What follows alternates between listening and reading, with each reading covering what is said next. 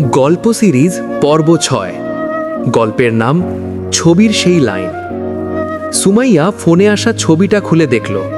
ছবিটায় রাকিব আর অন্য মেয়েটার হাসি, একসাথে হাত ধরে, একসাথে আনন্দে।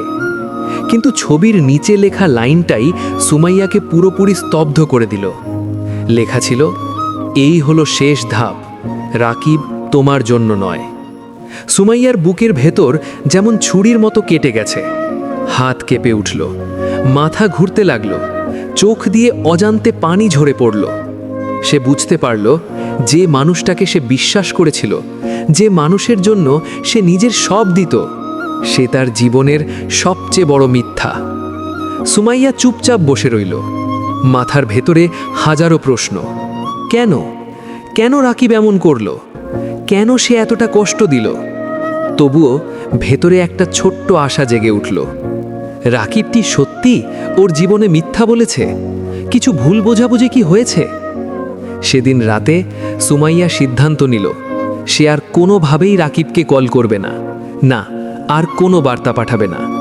তার ভেতর একটা সংকল্প জন্মালো, নিজেকে রক্ষা করতে হবে, নিজের হৃদয় আর নষ্ট হতে দেব না।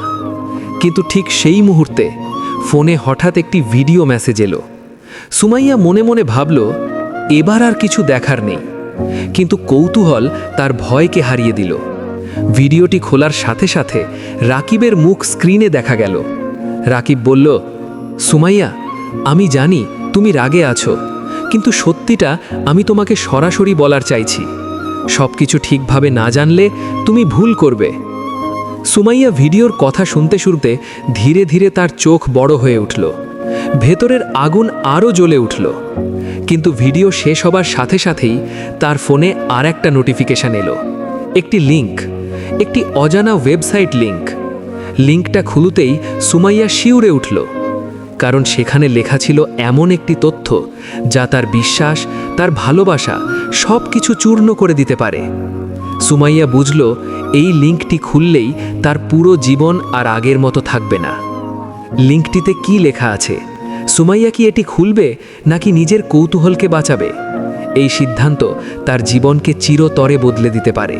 সব জানতে হলে অবশ্যই দেখতে হবে গল্পের 7ম পর্ব।